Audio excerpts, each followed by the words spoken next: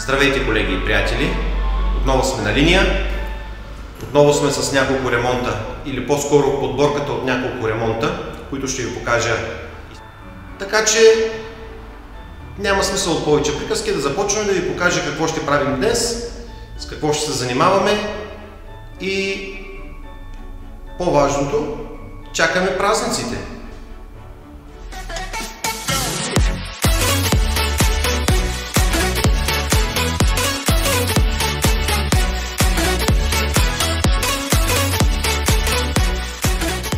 Първото, с което ще се заемем днес, е ето този микробус. Ще му правим първо букса за ремарке. Ние преди малко си включихме буксата, т.е. само я монтирахме и прикарахме кабела довътре. Ето до тук. Сега ще ви кажа как става вързването, защото на тези микробуси, те са с лайт модул, всичко трябва да се прави през релета, за да можем да излъжем управлението. Това е първото нещо. После на буса, ето там горе, клиента иска да му сложим и LED лента, синя, да осветява пространството на пътниците. Това е другото. И вън какво ме чака? Чакаме ето тази Volkswagen костенурка. Ще трябва да й правим дистанционното, защото вероятно или има студена спойка, или има нещо друго. И ето този Nissan, който също виждате, той пък има проблем с светлините отзад. Половината лампи не му светят. Ще видим кои не светят и тях ще направим. Чакаме и още един Golf 4, проблем с дистанционното. Така че да започваме поред на нещата. Започваме първо с микробуса, с буксата му. Ще ви покажа как ще я вържем. Направихме една глупост. Забравихме да си отбележим кой кабел за какво е, когато прекарвахме снопа с кабели за буксата. Ето вече си го изкарахме тук. Изкарахме си кабела от десния мигач. Ето тези релета сме си ги направили. Те ще ни трябват, за да можем да включим буксата към неговата инсталация. Сега първо ще си прозвъним кабелите, ще отбележим кой кабел за какво е, за да ни е по-лесно. И след това започваме вързването.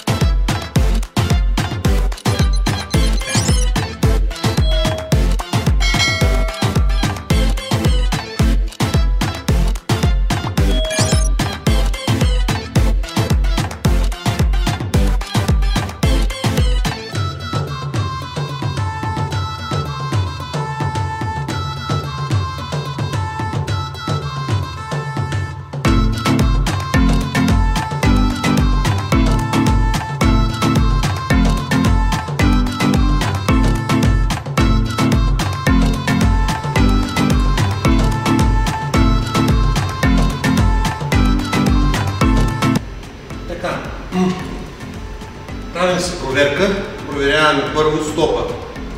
Стопа и го има. Даваме.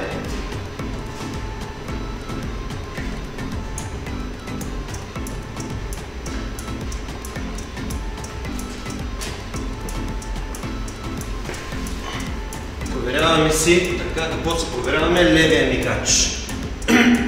Левия мигач е на едно. Има го.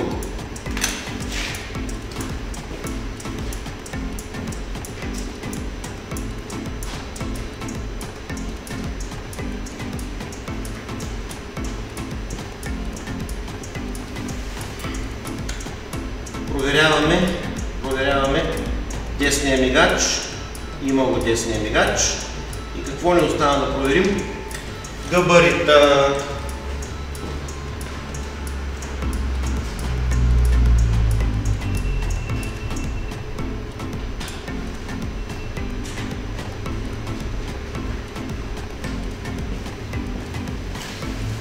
Айде да проверим габарита. Ето го, на двете изводчета съществува. Както забелязахте, левия му стоп не работи лампата. Сега ще го свалим, да видим какво става. Най-вероятно е изгоряла. И след това, както вече видяхме, всичко се е на линия, наред си е. Ще бандажираме всички проводници, ще изолираме, ще закрепим и продължаваме към следващото превозно средство. Така, дистанционното го раздобихме и сега внимателно ще го огледаме под микроскопа за студени спойки, да видим какво има, какво се получава в случая. Един момент само да фокусираме микроскопа. Добре. И да разгледаме внимателно, да видим какво се получава в случая. В случая. Ето тук има един дросел, който е пукната спойката. Добре. На транзистора до него също.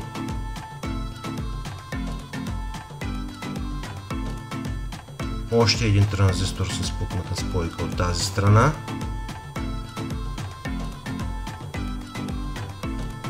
Друго не виждаме тук. Обръщаме от другата страна. Да видим какво става. Тук е добре. На интеграла обаче иска на нова фокусировка. Фокусираме, че тук нещо се получи проблем. Така, и какво виждаме? Виждаме. Да, ето на единия крак на интеграла. Студена спойка. Тази страна и от тази страна има.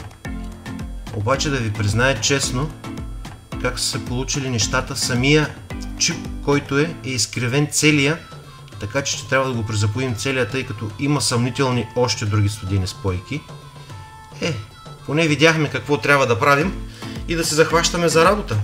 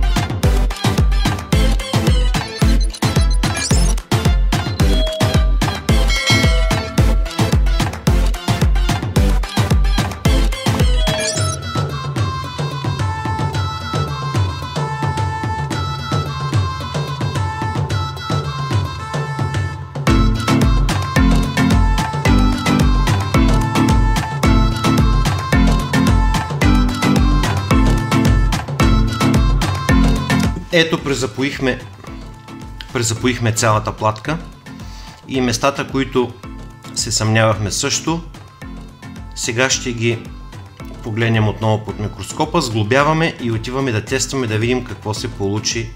В случая би трябвало всичко вече да е наред. И сега правим един бърз тест, да ви покажа само. Заключваме, заключено, отключваме, отключено, дистанционното работи. Какво се случи? Какво се наложи? Наложи се обаче да го програмираме. Какво се случи? Вън беше малко шумно, не можах да ви обясня. Наложи се да го програмираме отново, тъй като при ваденето на самите батерии дистанционното явно се загуби паметта и чрез вак-кома го обучихме наново, така че колата вече е с функциониращо дистанционно. Продължаваме с следващия ни проблем. Ето го и другия автомобил, който чакахме. Golf 4. Обадиха ме се и казало, че имало следния проблем. Заключваш, обаче предна лява врата не се заключва. Да видим сега какво ще стане. Да опитаме. Да видим. Отваря се. И заключваме. Обаче самата пъпка нещо не влиза и ето вижте, вратата се остава отворена. Задната е затворена. Отключваме. Така, сега ще разглобим кората, ще стигнем до машинката да видим какво се случва, тъй като клиента сам си е сменил и ще се опитаме да разгадаем целият проблем, така че да действаме. Вижте какво се получи. Разглобихме вратата и както видяхме, машинката е сменена с нова. Обаче, доколкото аз виждам, тази машинка не е от най-скъпите, а може би от най-евтините. И тя си има проблем, няма силата да заключи додолу. Така че за целта я свалихме и я понапръскахме, малко я посмазахме, за да не създава толкова голямо съпротивление и сега вече вратата малко по-добре, или т.е. малко по-лесно слиза додолу и заключва, но ще оставим в това положение, тъй като клиента си е сменил или сам, или някой друг с нова, а тя не е от най-читавите, затова я докарахме до дередже, в което да заключва и я оставяме така, сглобяваме си вратата на клиента и му я даваме. Надявам се ще работи. Ще я тестваме сега като я сглобим. Да видим. Вижте сега какво стана. Май се получи. Заключваме. Ето, заключи. Активира се алармата. Отключваме. Момент да пробваме преди това. Да. Отключваме.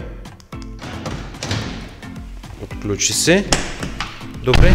Значи с едно смазване горе-долу се получиха нещата. Но според мен, ако ме питате, бих я подменил с нова, по-качествена машинка, тъй като тази машинка рано или късно ще сдаде Богу дух, дето му викат. Така, искам да ви покажа какво се получи. Ето, направихме и LED лентичката, сложихме я, вижте как изглежда, свети синьо, ето там сложихме и копчето на клиента. Ето тук е. Ето го самото копче. Хоп. Изключваме. Включваме го. Свети. Изгъзици.